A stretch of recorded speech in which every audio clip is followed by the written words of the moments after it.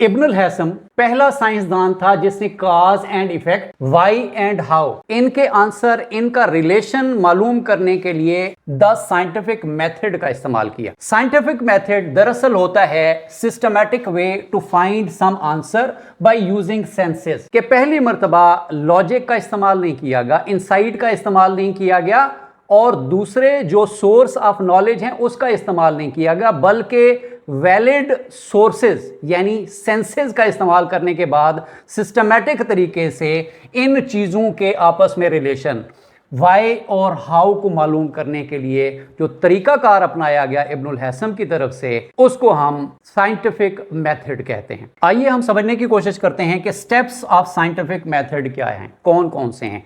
कुछ आगे पीछे हो सकते हैं, बाज़-औक़ात आपको शुरू में ऑब्जर्वेशन मिल जाए, इसलिए ये मुख्तलिफ सब्जेक्ट्स में मुख्तलिफ इस्तेमाल होता है, इसलिए इसके अंदर परेशान होने की ज़रूरत नहीं है। आपके पास एक बच्चा आता है और वो बताता है कि मेरे FSC में 95% मार्क्स हैं। आप बड़े परेशान हो जाते हैं, ये तो मीडियोकर बच्चा था, इसके 60s में मार्क्स आते थे, इस दफ़ा इतना बड़ा जो सिग्निफिकेंट चेंज है वो किस तरह से आ गया।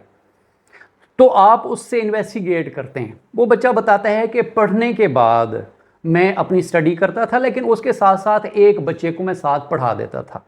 तो आपके जहन में एक क्वेश्चन आएगा, क्या ये चीज़ हम दूसरे बच्चों पे इम्प्लीमेंट करें तो मुमकिन है कि बाकी बच्चों के जो एकेडमिक रिजल्ट्स हैं वो बेहतर हो जाएं।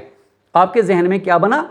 एक क्वेश्चन बन गया। अब हम शुरू हो जाते हैं। सबसे पहले प्रॉब्लम या कोई क्वेश्चन आपके जहन में अराइज हुआ। अब उस क्वेश्चन को मद्देनजर रखते हुए आपने उसको टेस्ट करने की कोशिश की साइंटिफिक तरीके से। फिर आपके जहन में एक मफरूज़ा आया कि इस बच्चे के दूसरे बच्चों को पढ़ाने से मार्क्स अच्छे आए हैं।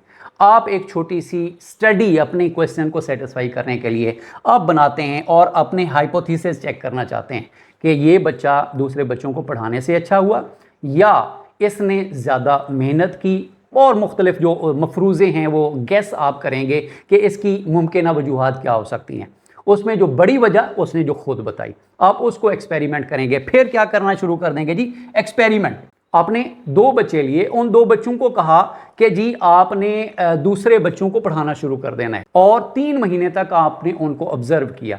उसके मुकाबले में उसी की क्लास के जो उनके करीब करीब वाले बच्चे थे, मार्क्स की बुनियाद पे आपने 3 महीने के बाद आपने क्या किया जी? उसका एनालिसिस किया। आपने देखा कि जो वो 2 बच्चे हैं उनके जो रिजल्ट्स हैं वो काफ़ी हद तक इम्प्रूव हुए हैं, उन्होंने 10-20% अपनी इम्प्रूवमेंट दिखाई है। तो आपने एनालिसिस करना है, उसके बाद ये रिज़ल्ट आपने बना लेना है कि जो बच्चा दूसरे बच्चों को पढ़ाएगा उसकी जो अपनी एकेडमिक परफॉर्मेंस है वो बहुत बेहतर हो जाएगी। ये मैंने एक सिंगल मिसाल दी। आखिर में मैंने आपको कहा कि अगर इसी प्रॉब्लम को आप वसी पैमाने पे कर लेते हैं, ज़्यादा स्ट्रक्चर्ड करते हैं, उसके अंदर आपने जनाब आपका जो प्रॉब्लम है, क्वेश्चन है, बड़े पैमाने पे हो जाता है। आपका सैंपल साइज, मैंने यहाँ 2 बच्चे रखे थे, अगर सैंपल साइज आपका बढ़ जाता है, 300 बच्चों पे एक्सपेरिमेंट कर रहे हैं और टाइम ड्यूरेशन 1 साल का आप कर रहे हैं, फर्दर आप क्या करते हैं जनाब? एनालिसिस जो है उसके अंदर बाकी मुख्तलिफ पॉसिबल फैक्टर्स को भी आप मद्देनज़र रखते हैं और जो रिजल्ट्स हैं आप उनको जनरलाइज करने जोगे होते हैं, तब ये रिसर्च बन जाएगी। तो रिसर्च ज़रा एक्सटेंडेड फॉर्म है, ज़्यादा फॉर्मल और स्ट्रक्चर्ड फॉर्म है साइंटिफिक मेथड की।